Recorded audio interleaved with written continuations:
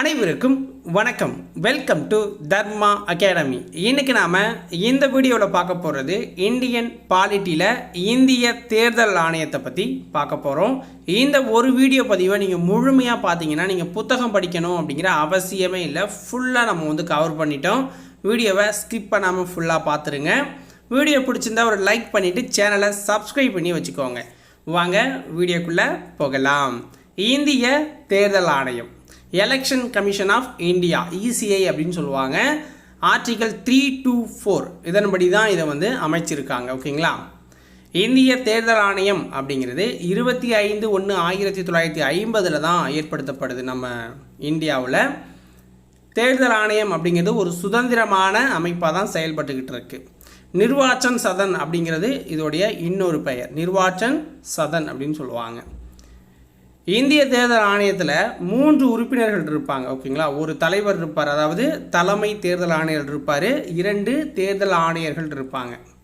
3 பேருக்குமே same powers தான். ஓகேங்களா. தலைமையிடம் புதுடெல்லி, தேர்தல் ஆணையத்தோட தலைமையிடம் புதுடெல்லியில் அமைஞ்சிருக்கு. ஆர்டிகல் 324 324 இந்திய தேர்தல் ஆணையம், தலைமை தேர்தல் ஆணையர், தேர்தல் ஆணையர்களோட நியமனம், பதவி காலம், பதவி நீக்கம் பற்றி சொல்லியிருக்காங்க. ஓகேங்களா. தலைமை தேர்தல் ஆணையர் மற்றும் 2 தேர்தல் ஆணையர்களை நியமிக்கிறவர் யாருன்னா குடியரசுத் தலைவர் தான் நியமிப்பார். இவங்க 3 பேரையுமே 1950 ஏற்படுத்த அந்த இந்திய தேர்தல் ஆணையம் உருவாக்குனாங்களா, அன்னையிலேருந்து 1989 வரைக்குமே ஒரே ஒரு தேர்தல் ஆணையர் மட்டும்தான் இருந்தார். தலைமை தேர்தல் ஆணையர் மட்டும்தான் செயல்பட்டு இருந்தார். 1989 குடியரசுத் தலைவர் இவருக்கு ஹெல்ப் பண்ணுறதுக்காக 2 தேர்தல் ஆணையர்களை நியமிக்கிறார். அதாவது கண்ட்ரோல் பண்ணணும் அப்படிங்கிறதுக்காக.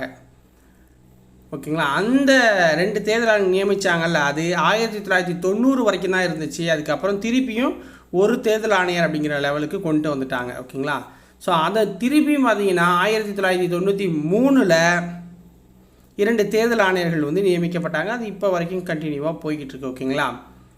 ஸோ ஒருத்தர் தேர்தல் ஆணையராக நியமிக்கணும்னா அவருக்கு என்ன தகுதி இருக்கணும் அப்படிங்கிற விஷயங்களை நம்ம அரசியலமைப்பில் எதுலேயும் சொல்லப்படலை. பதவி காலம் அப்படின்னா 6 ஆண்டுகள் பதவி காலம் அல்லது 65 வயது வரைக்கும் இவங்களுடைய பதவி காலம். ஸோ எது ஃபஸ்ட்டு வருதோ அப்போ ரிட்டையர் ஆகிடுவாங்க. நீங்கள் பதவி விலகணும் அப்படின்னு ஆசைப்பட்டார் தேர்தல் ஆணையர் அப்படின்னா அதை குடியரசுத் தலைவர்கிட்ட தான் அவருடைய ராஜினாமா கடிதத்தை அளிக்கணும். தலைமை தேர்தல் ஆணையர் மற்றும் தேர்தல் ஆணையர்கள் அப்படிங்கிற 3 பேருமே உச்சநீதிமன்ற நீதிபதிக்கு இணையான அதிகாரம் பெற்றவர்கள். உச்சநீதிமன்ற நீதிபதியை பதவி நீக்க முறை ஒன்றும் இருக்கும்ல, அந்த 1/3 எல்லாம் சொல்லுவாங்க. அந்த மெத்தடில் தான் இவரையும் பதவி நீக்கம் பண்ணலாம். அதாவது ஃபஸ்ட்டு அவரை பதவி நீக்கம் பண்ணுற தீர்மானத்தை கொண்டு வந்து நாடாளுமன்றத்தில் தாக்கல் பண்ணுறதுக்கே ஒரு வாக்கெடுப்பு நடத்துவாங்க. அதுக்கப்புறம் பெரும்பான்மை. ஓகேங்களா. ஸோ அடுத்து பாருங்கள், தேர்தல் ஆணையர்களை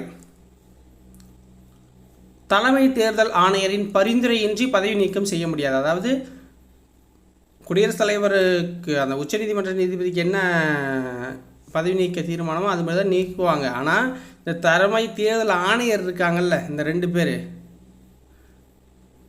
அதே தேர்தல் ஆணையர்கள்னு அவங்கள தலைமை தேர்தல் ஆணையரோட பரிந்துரையின்றி நம்ம பதவி நீக்கமே செய்ய முடியாது. இவர் தான் ரெக்கமெண்ட் பண்ணி ஆகணும். பதவி பிரமாணம் அப்படிங்கிறது குடியரசுத் தலைவர் அல்லது அவரால் நியமிக்கப்பட்ட ஒருத்தர் இவங்களுக்கு பண்ணி வச்சுருவாங்க. ஓகேங்களா. ஒவ்வொரு மாநில மற்றும் யூனியன் பிரதேச சட்டமன்ற நாடாளுமன்ற தேர்தல்களை கண்காணிக்க மேற்பார்வையிட தலைமை தேர்தல் அதிகாரி அப்படின்னு ஒருத்தர் இருப்பார். ஒவ்வொரு மாநிலத்துக்கும் ஒவ்வொரு யூனியன் பிரதேசத்துக்கும். ஓகேங்களா. இவரை மாநில அரசு ஒப்புதலோட தேர்தல் ஆணையம் தான் நியமிக்கும்.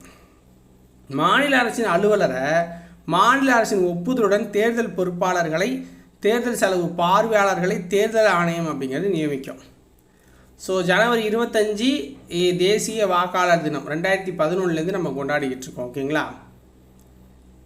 இப்போ இந்திய தேர்தல் ஆணையத்தோட பணி மற்றும் அதிகாரங்களை பார்க்க போகிறோம். தேர்தல் ஆணையம் அப்படிங்கிறது 3 வகையான பணிகளை நமக்கு செய்கிறாங்க. ஒன்று நிர்வாக பணி, அட்மினிஸ்ட்ரேட்டிவ் ஃபங்க்ஷன்ஸ்.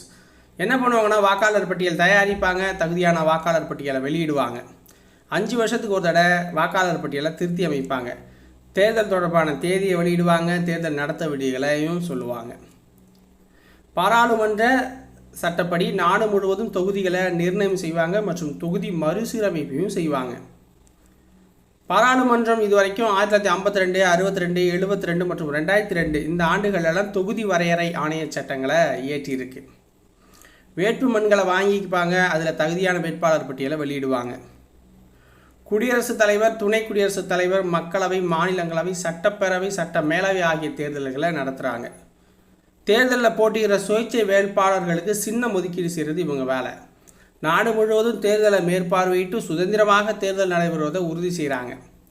தேர்தல் பரப்புரையானது இறுதி வேட்பாளர் பட்டியலில் அறிவிக்கப்பட்ட நாள்லேருந்து தேர்தல் நடக்கும் நாள் வரைக்கும் நடைபெறும். தேர்தல் பிரசாரம் மற்றும் அறிவிப்புகளை கட்டுப்படுத்துறது இவங்க வேலை. தேர்தல்களை நடத்துவதற்கு மத்திய மாநில அரசுகளிடம் அலுவலர்களை கேட்டு பெறுறதும் இவங்களுடைய பணியாக இருக்குது. அடுத்தது பகுதி நீதி பணிகள். ஓகேங்களா, குவாசி ஜுடிஷியல் ஃபங்க்ஷன்ஸ் அப்படின்னு சொல்லுவாங்க. அரசியல் கட்சிகளுக்கு தேசிய கட்சி, மாநில கட்சி அங்கீகாரம் வழங்கி சின்னம் ஒதுக்கீடு செய்கிறது. அரசியல் கட்சிக்கு சின்னம் தொடர்பான பிரச்சனையை விசாரித்து தீர்த்து வைக்கிறது. தேர்தல் பிரச்சனைகளின் போது தேர்தல் நிறுத்த மற்றும் ரத்து செய்ய அல்லது மறுதேர்தல் நடத்த, மறு வாக்கு எண்ணிக்கை நடத்த அதிகாரம் பெற்றது இந்த தேர்தல் ஆணையம். இதை பண்ணுவாங்க. அடுத்து ஆலோசனை பணிகள், அட்வைசரி ஃபங்க்ஷன்ஸ். நாடாளுமன்ற உறுப்பினர் தகுதி இழப்பு தொடர்பாக குடியரசுத் தலைவருக்கும் மாநில சட்டமன்ற உறுப்பினர் தகுதி இழப்பு ஆளுநருக்கும் ஆலோசனை வழங்குவாங்க. சட்டமன்ற மற்றும் நாடாளுமன்ற தேர்தல் தொடர்பாக மத்திய மாநில அரசுகளுக்கு பரிந்துரை மற்றும் ஆலோசனைகளை வழங்குவாங்க. குடியரசுத் தலைவர் ஆட்சி நடைபெறும் மாநிலம், யூனியன் பிரதேசங்களில் தேர்தல் நடத்துவது தொடர்பாக குடியரசுத் தலைவருக்கு ஆலோசனைகளை வழங்குவாங்க. ஸோ இதுதான் இவங்களுடைய வேலைகள். ஓகேங்களா, ஸோ இதுக்கப்புறம் நம்ம இந்திய தேர்தல் ஆணையம் சரி, மாநில தேர்தல் ஆணையம் இதெல்லாம் எப்படி செயல்படுது, ஸோ அதில் இருக்கிற தேர்தல் சீர்திருத்தங்கள் என்னென்ன அப்படிங்கிறத அடுத்த வீடியோவில் பார்க்கலாம். இந்த வீடியோ உங்களுக்கு பிடிச்சிருந்துச்சுன்னா லைக் பண்ணுங்கள், சேனலை சப்ஸ்கிரைப் பண்ணி வச்சுக்கோங்க. இதுபோல் தொடர்ந்து வீடியோக்கள் வேணும் அப்படின்னா கமெண்ட்ஸில் வேணும் அப்படின்னு சொல்லுங்கள். ஓகேவா, நன்றி, வணக்கம்.